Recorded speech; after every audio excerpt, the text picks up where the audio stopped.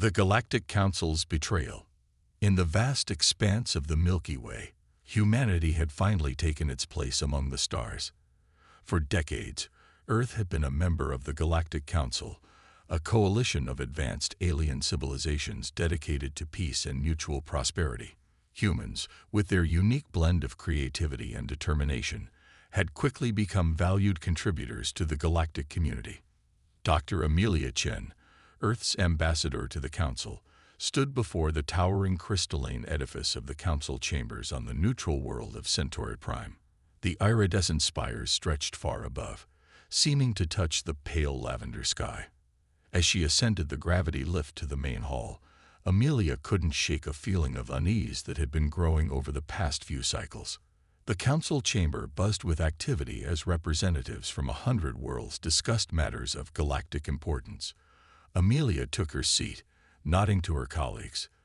The stoic Zartak of Rigel, the ethereal Corin of Vega, and the enigmatic hive mind of Ta City. But today there was a tension in the air that she had never felt before. High Counselor Xandrath, a being of pure energy contained within an ornate metallic shell, called the session to order. Esteemed colleagues, the High Counselor's melodious voice reverberated through the chamber.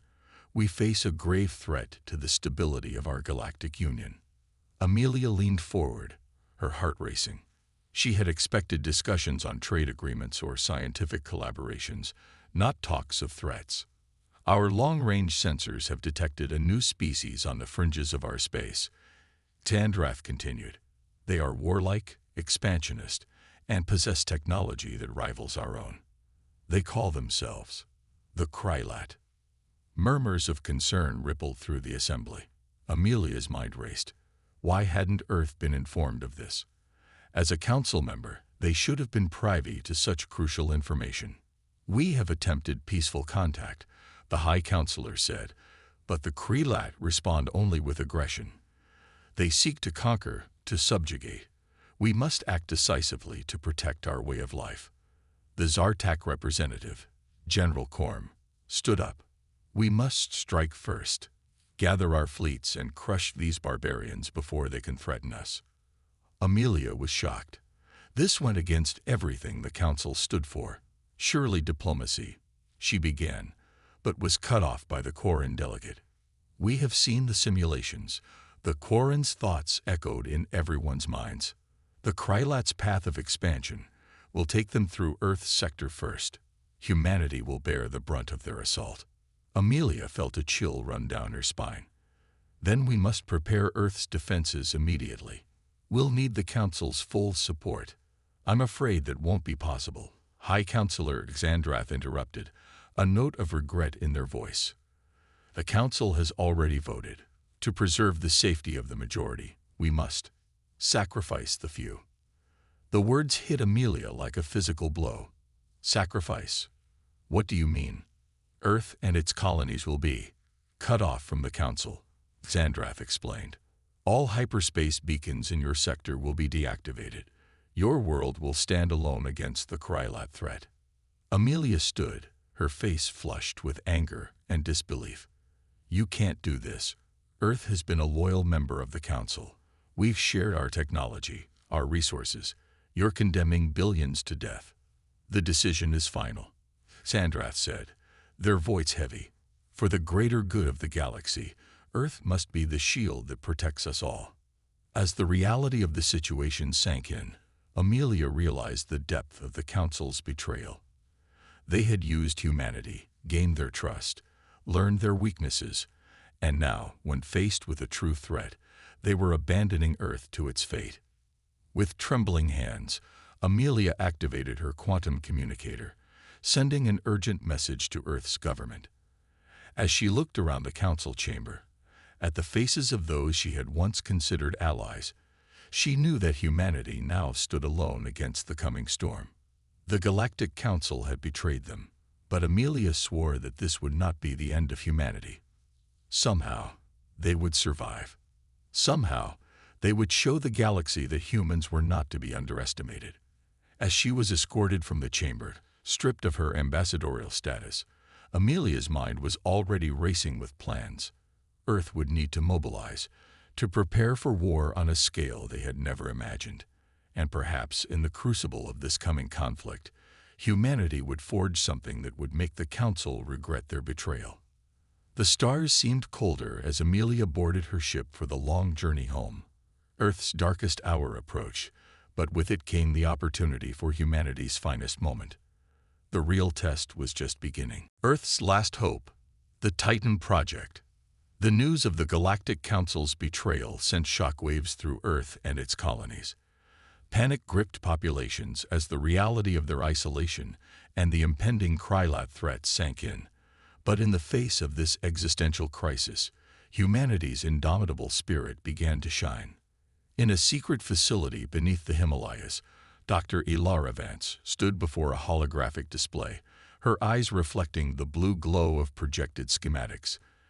At 38, Ilara was Earth's foremost expert in xenotechnology, her brilliance matched only by her determination. Now she found herself at the heart of humanity's last desperate gambit. "The Titan Project," Ilara murmured, her voice tinged with both awe and trepidation. Behind her, General Marcus Steele, a grizzled veteran of Earth's defense forces, crossed his arms. "Can it be done, Doctor? In the time we have?" Ilara zoomed in on a section of the schematics, her fingers dancing through the hologram. "It has to be, General. We've no other choice." The Titan Project was humanity's answer to the Krylat threat.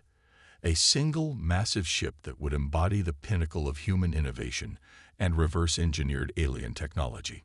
It would be a mobile fortress, a command center, and Earth's last line of defense all in one.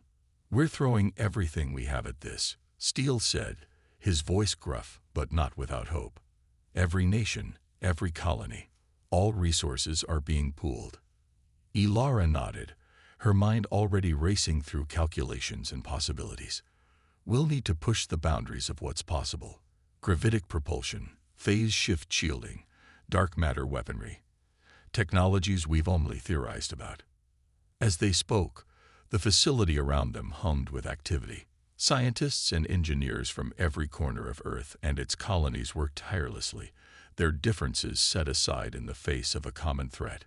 The betrayal of the Galactic Council had united humanity in a way nothing else could. Months passed in a blur of feverish activity. Sleep became a luxury as Ilara and her team pushed themselves to the limit and beyond. There were setbacks, catastrophic failures that threatened to derail the entire project. But each time, human ingenuity found a way forward. 1 year into the project, a breakthrough came from an unexpected source. Dr. Yuki Tanaka, a quiet quantum physicist from New Tokyo, cracked the code on stable artificial wormhole creation. This discovery would allow the Titan to traverse vast distances in the blink of an eye, giving humanity a fighting chance against the technologically superior Krylat. As the massive ship took shape in the orbital shipyards, visible even from Earth's surface as a bright star, hope began to rekindle in the hearts of billions. The Titan became more than just a vessel. It was a symbol of humanity's refusal to go quietly into the night. 2 years after the Council's betrayal, alarms blared throughout the facility. Ilara rushed to the command center, her heart pounding. General Steele was already there, his face grim as he stared at the long-range sensor displays. "They're here," he said simply. The Krylat fleet had entered the solar system, a swarm of alien ships unlike anything humanity had ever seen. Their curved obsidian hulls seemed to devour light itself. Ilara's mind raced. "The Titan's not ready. We need more time." Steele's jaw clenched. "Time's up, Doctor. We launch with what we have." As evacuation orders were issued and Earth's meager defense fleet moved to intercept the Krylat, Ilara found herself aboard a shuttle racing towards the Titan. The enormous ship loomed before them, its hull gleaming with untested technology and desperate hope. Inside the Titan's command center, organized chaos reigned as crew members rushed to their stations. Captain Zara Okoa, a decorated veteran chosen to lead this mission, stood at the helm, her presence a calm center in the storm. "Dr. Vance," Zara nodded as Ilara entered. I hope this ship of yours is everything they say it is. We're about to find out. As the Krylat fleet engaged Earth's defenders in the outer solar system, the Titan's engines roared to life. The massive ship broke free of its orbital tethers, maneuvering with a grace that belied its size.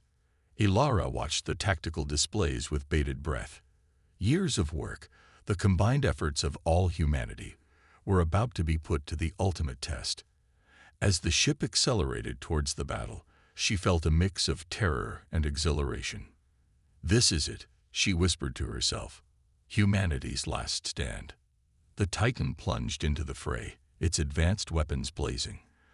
The fate of Earth, and perhaps the entire galaxy, now rested on the shoulders of this one ship and its crew. The battle for humanity's survival had begun. Maiden voyage and first contact.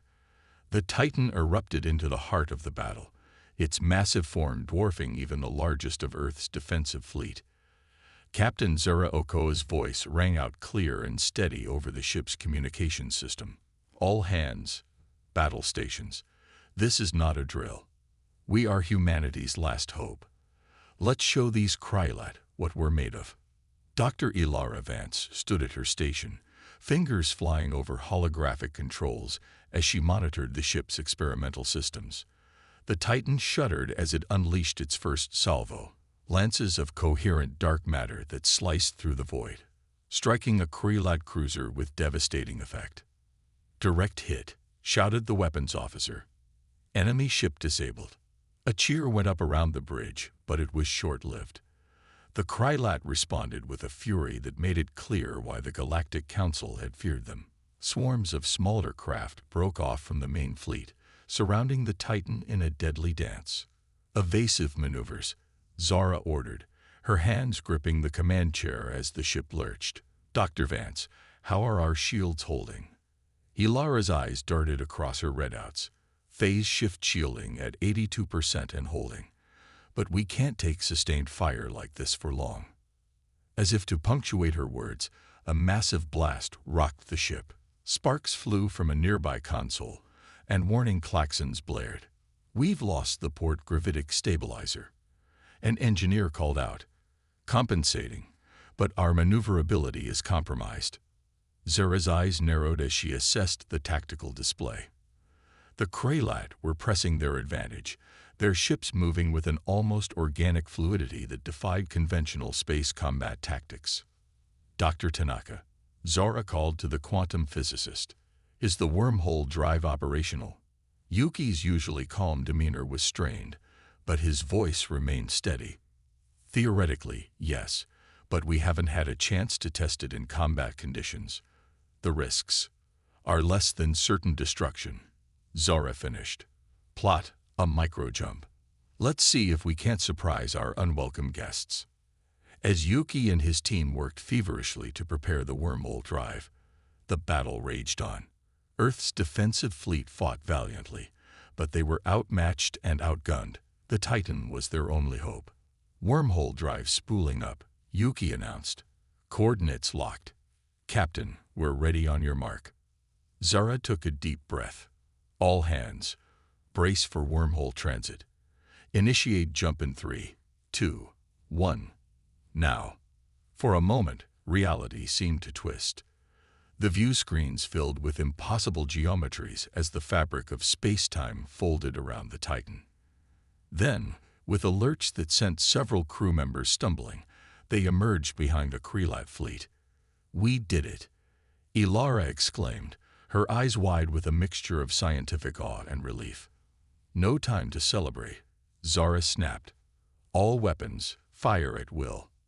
The Titan unleashed hell upon the unsuspecting Krylat rear. Ships that had been focused on Earth's defenders suddenly found themselves under attack from a direction they had thought secure. Confusion rippled through the alien fleet, giving Earth's forces a moment to regroup. But the Krylat were quick to adapt. As the Titan engaged, a massive ship at the center of the alien fleet began to move. It dwarfed even the Titan, its surface rippling with what looked like liquid metal. "What is that?" Zara breathed, momentarily awestruck by the alien vessel. Before anyone could respond, A beam of energy unlike anything they'd ever seen lanced out from the Krylat flagship. It struck the Titan dead center, and for a moment, every system on the ship went dark. As emergency power flickered on, Ilara's console came to life with a cascade of warnings. "That wasn't just an attack," she said, her voice filled with a mix of fear and fascination. They're trying to access our systems." The ship's AI, usually a background presence, suddenly spoke up. Its voice, normally calm and modulated, now held an edge of urgency. Unknown entity attempting to breach firewalls. Initiating countermeasures. The bridge erupted into frantic activity as the crew fought a battle on two fronts, against the physical threat of the Krylat fleet and the digital invasion of their systems. Amidst the chaos, a strange signal began to penetrate the Titan's communications array. At first, it was just static and inhuman screeches, but slowly it began to form into something recognizable. "Is that language?" Zara asked, straining to make sense of the sounds. Ilara's eyes widened as her console translated the incoming signal. "It's not just language, Captain. It's a message. The Krylat, they're trying to communicate." For a moment, the battle seemed to pause as both sides grappled with this unexpected development. The fate of humanity hung in the balance, but now, an even greater question loomed. What did the Krylat want to say? And could this communication change the course of the war? As the translated message began to scroll across the main view screen, the crew of the Titan held their breath. The first true contact with the Krylat was about to begin, and with it, perhaps a chance to alter the destiny of two species locked in mortal combat. The battle for humanity's survival. The bridge of the Titan fell silent as the translated Krylat message scrolled across the main view screen. Captain Zara Oko leaned forward, her eyes narrowing as she read. "Humans, you fight with valor unknown to lesser species. We offer you choice. Join us. Become part of greatness, or perish." Dr. Ilara Vance's fingers flew across her console. "Captain, I'm detecting fluctuations in the Krylat energy signatures. They've powered down their main weapons." Zara's jaw tightened. It could be a trap. Maintain battle readiness, but hold fire unless fired upon. She turned to her communications officer. "Open a channel. Let's see if we can talk our way out of extinction." As the comm officer worked, Zara addressed the Krylat. "This is Captain Zara Okoa of the Earth ship Titan. We did not seek this conflict. We desire peace, but we will not submit to conquest. Explain your intentions." Moments passed like hours as they awaited a response. When it came, the alien voice reverberated through the bridge, a cacophony of sounds that the ship's translator struggled to interpret. Peace, concept of prey. Strong consume weak. Natural law. Humans, unexpectedly strong. Worthy of ascension. Ilara's brow furrowed. "Captain, I think they're offering us a place in their empire. They see strength as the only virtue." Zara's eyes never left the tactical display. "And if we refuse this honor?" As if in answer, the Krylat flagship's weapon systems began to power up again. The alien voice spoke once more. "Choose. Now." Zara's hand clenched into a fist. "Humanity chooses freedom. We will not trade one set of alien overlords for another. If you want Earth, you'll have to go through us." For a moment, nothing happened. Then, without warning, the Krylat fleet erupted into action. Their ships moved with renewed vigor, as if invigorated by humanity's defiance. "All hands, battle stations," Zara shouted. "Dr. Vance, we need every ounce of power you can give us. Dr. Tanaka, prepare the wormhole drive for multiple short jumps. We'll hit them hard and fast, keep them off balance." The Titan leaped into action, its advanced systems pushed to their limits. Dark matter beams lashed out, carving through Krylat ships. The wormhole drive flared to life repeatedly, allowing the Titan to appear and disappear across the battlefield, striking from unexpected angles. But the Krylat were relentless. For every ship the Titan destroyed, two more seemed to take its place. The alien vessels began to adapt, their liquid metal hulls reshaping to deflect the Titan's weapons. Shield integrity down to 40%. An officer called out as another blast rocked the ship. Ilara worked frantically at her station. The Krelat are learning, adapting to our technology faster than we can compensate. We need something they can't predict, can't adapt to. As if in response to her words, an alarm blared from the engineering section. Chief Engineer Raj Patel's voice came over the comm, tight with stress. "Captain, we've got a problem. The dark matter reactor is destabilizing.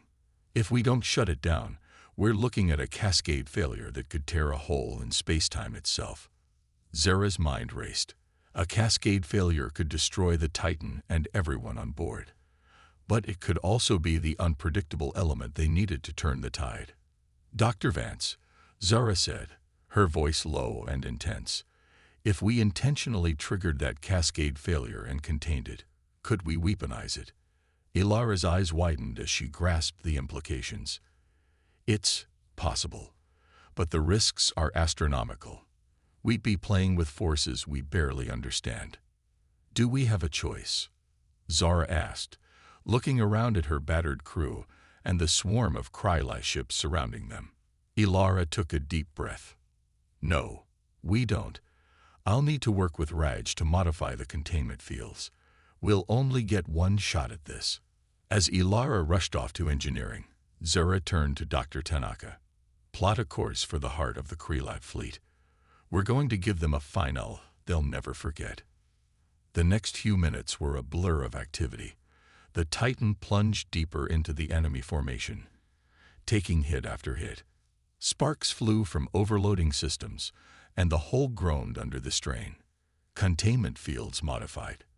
Ilara's voice came over the comm. "Ready on your command, Captain. But I must warn you, this is beyond theoretical. We have no idea what will happen." Zara looked out at the sea of Krylat ships surrounding them. Earth hung in the distance, a fragile blue marble that held everything humanity had ever known. "Sometimes," Zara said, her voice steady, "you have to roll the dice to save the galaxy. All hands, brace for impact. Initiate cascade failure. Now." For a moment, nothing seemed to happen. Then, reality itself seemed to scream. A blinding light erupted from the Titan's core, expanding outward in a sphere of pure energy. It engulfed the nearest Krylat ships, causing them to twist and distort before vanishing entirely. The sphere continued to grow, swallowing more and more of the alien fleet. On the Titan's bridge, warning klaxons blared as the ship shuddered violently. Containment fields failing. Ilara shouted over the din. "We need to get out of here." "Dr. Tanaka, emergency wormhole jump," Zara ordered. "Get us clear." As the wormhole drive spooled up, the cascade effect reached its peak. The last thing the crew saw before the jump was a massive tear in the fabric of spacetime, pulling in the remains of the Krylat fleet like a cosmic drain. Then, with a lurch, the Titan jumped. As they emerged from the wormhole, the view screen showed only empty space where the Krylat had been. Zara slumped in her chair, exhaustion etched on her face. "Status report. Did we do it?" Ilara checked her readings, her hands shaking slightly. "The Krylat fleet, it's gone. All of it. We've opened a localized rift in spacetime. It'll take years to fully understand what we've done here today." As the realization of their victory sank in, a cheer went up around the bridge. They had done the impossible. Humanity had survived. But as Zara looked out at the stars, she knew this was only the beginning. They had won the battle, but the war for humanity's place in the galaxy was far from over, and the consequences of their desperate gambit were yet to be fully understood. "Take us home," Zara said quietly. "Earth needs to know. Everything has changed. A new dawn for Earth." The Titan limped back to Earth, its hull scared and systems barely functioning after the epic battle. As they approached their home planet, the crew was met with a sight that took their breath away. a sea of lights covering the night side of Earth, spelling out "Welcome home," heroes, in multiple languages. Captain Zora Oko stood on the bridge, her usually stoic demeanor cracking as she took in the emotional display. "Look at that," she whispered. "They never lost faith in us." Dr. Ilara Vance, her face etched with exhaustion but glowing with pride, stood beside her. "We gave them reason to believe, Captain. We all did." As the Titan docked at the orbital station, the crew was greeted by thunderous applause from a gathering of world leaders, scientists, and military personnel. The story of their impossible victory had already spread, igniting a fire of hope and unity across the planet. In the days that followed, debriefings and celebrations blurred together. The crew of the Titan found themselves hailed as saviors of humanity, their names etched into history books even as the ink was still wet. But amidst the jubilation, serious discussions were taking place in the highest echelons of global leadership. In a secure conference room high above New Geneva, Captain Oko, Dr. Vance, and the other key members of the Titan's crew sat across from the newly formed Earth Defense Council. "The Krylat threat has been neutralized," Admiral Dueres, the head of the council, began. "But at what cost? The rift you created. It's changing things. Our astronomers are reporting fluctuations in nearby star systems. We're detecting signals unlike anything we've ever seen before." Dr. Vance leaned forward, her eyes bright with a mixture of excitement and concern. "The cascade effect did more than just defeat the Krylat. It's opened doorways to somewhere else, perhaps even other dimensions. We're on the brink of discoveries that could reshape our understanding of the universe itself." "And what of the Galactic Council?" Zara asked, her voice hard. "They abandoned us to die. Do we re-establish contact?" A tense silence fell over the room. It was broken by the unexpected voice of Dr. Yuki Tanaka, the quiet quantum physicist who had been instrumental in the Titan's success. "Perhaps," he said softly, "we should view this as an opportunity rather than a challenge. The Council betrayed us because they feared the unknown. We faced that unknown and emerged victorious. Maybe it's time for humanity to step up and show the galaxy a new way forward." His words hung in the air, pregnant with possibility. Admiral Dueres nodded slowly. "You may be right, Doctor. The Titan project was born out of desperation, but it's shown us what we're capable of when we work together. Perhaps this is humanity's moment to lead rather than follow." Over the next few months, Earth underwent a transformation. The technology developed for the Titan was adapted for civilian use, revolutionizing everything from energy production to medical care. The global unity forged in the crucible of the Krylat threat held strong, with nations pooling resources to explore the new frontiers opened by the space-time rift. Research outposts were established near the rift, staffed by the brightest minds Earth had to offer. Strange signals were decoded, offering tantalizing glimpses of civilizations and realities beyond imagination. And as Earth's first faster-than-light exploration vessels prepared to launch, carrying the hopes and dreams of billions, a message arrived. It was from the Galactic Council. In the same chamber where she had once been betrayed, Amelia Chen, now Earth's appointed emissary, stood tall. The council members shifted uncomfortably in their seats, their earlier bravado replaced by a mix of shame and awe. "Esteemed members of the Galactic Council," Amelia began, her voice steady and confident. "Earth stands before you not as a supplicant, but as equals. We faced extinction and emerged stronger. We've touched the fabric of reality itself and lived to tell the tale." She paused, looking each council member in the eye. "We do not seek retribution for your betrayal. Instead, we offer a hand in friendship and a promise.